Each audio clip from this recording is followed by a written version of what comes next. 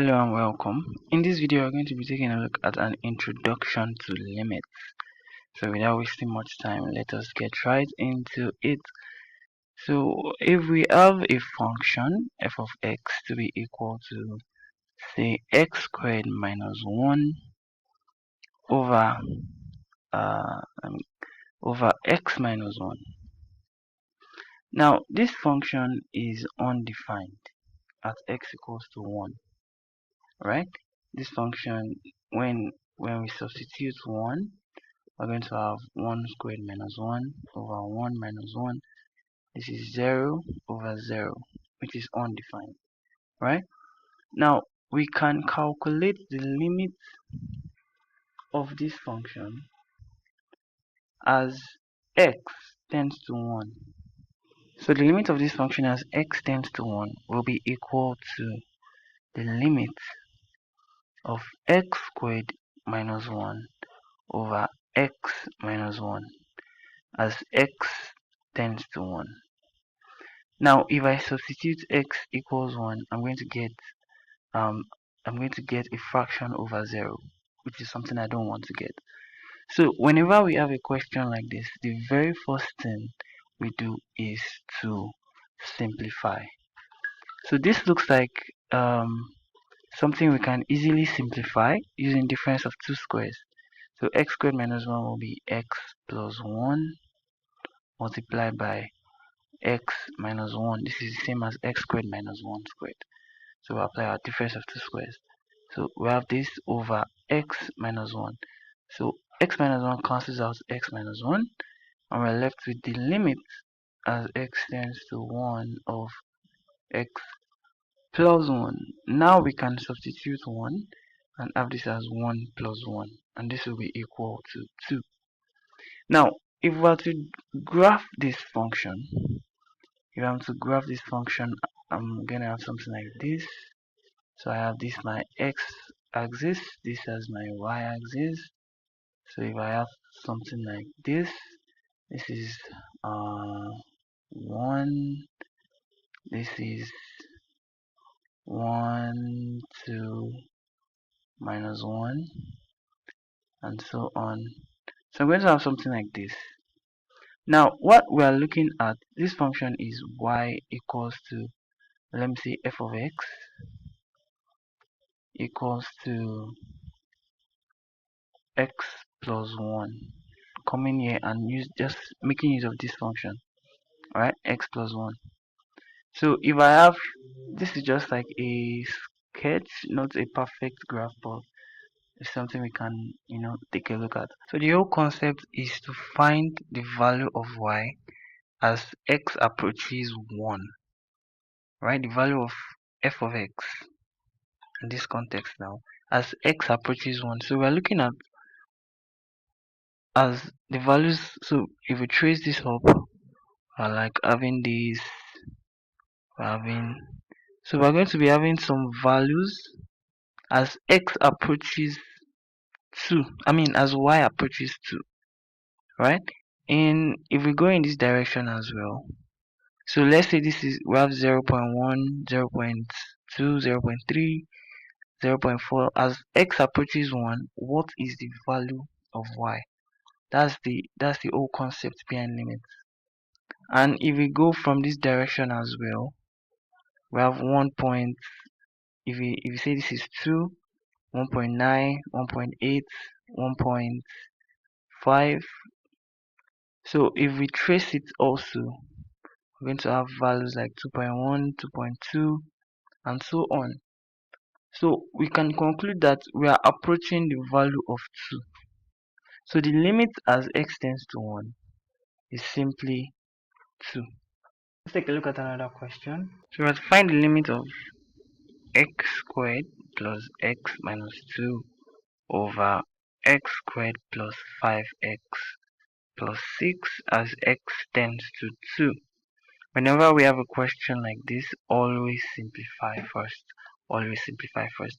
This is a quadratic equation. When we expand this, we're going to have the limit as x tends to 2 of, when we factorize this, we're going to have x plus 2, x minus 1 And when we factorize this, we're going to have x plus 2, x plus 3. So this cancels out this. We are left with the limits as x tends to 2 of x minus 1 over x plus 3. So we can now substitute 2. And we're going to have 2 minus 1 over 2 plus 3. And our final answer will be 1 over 5. Now let's take a look at another question. The limit of 1 over x minus 1 over a over x minus a as x tends to 2. Here we're going to simplify as well. If we change this fraction, we could rewrite this fraction as ax, that's the LCM. Then we're going to have a minus x,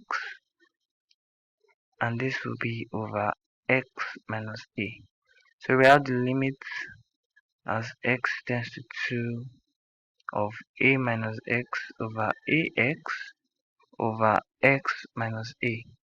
So if we simplify this, we can bring ax down and write it as limit as x tends to 2 a minus x over ax into x minus a, right? Now we can rewrite the numerator such that it looks like x minus a. So if we bring out, let's say, minus, and we say minus into x minus a, so it's going to be minus x minus times minus plus a, so it's the same thing as a minus x, all right, over ax into x minus a. So this cancels out this, and we are left with minus 1 over ax. So as x tends to 2, let me write it here. The limit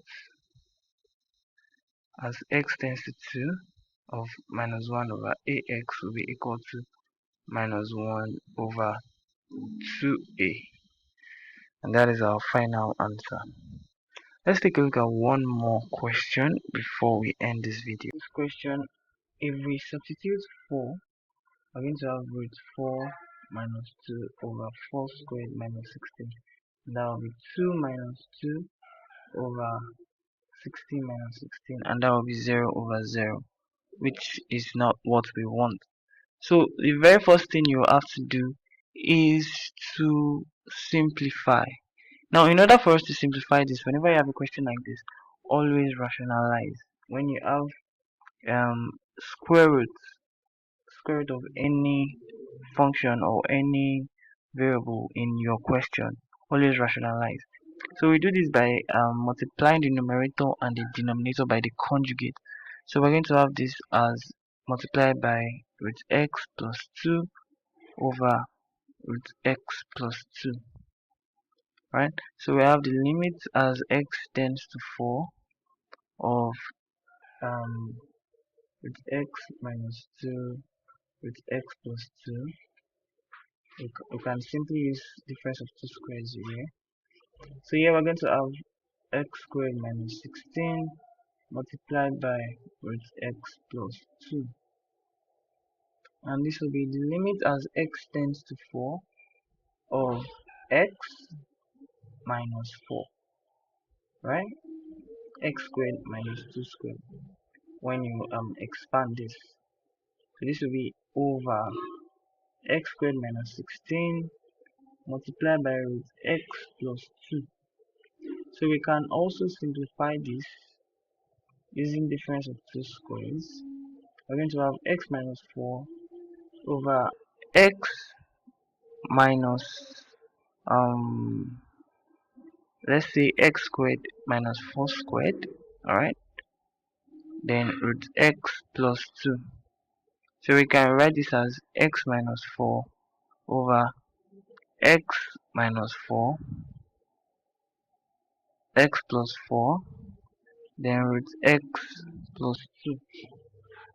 And so x minus 4 can cancel out x minus 4, and we can equate this and find the limit as x tends to 4 of 1 over x plus 4 multiplied by root x plus 2, and this will be equal to 1 over 4 plus 4 multiplied by root 4 plus 2, and this will be 1 over 8 multiplied by 2 plus 2, 1 over 8 times 4, 1 over 32. And that is our final answer, and we have come to the end of this video. Thanks for watching. Don't forget to like, share if you learned something, drop a comment, share and subscribe. Thanks for watching and goodbye.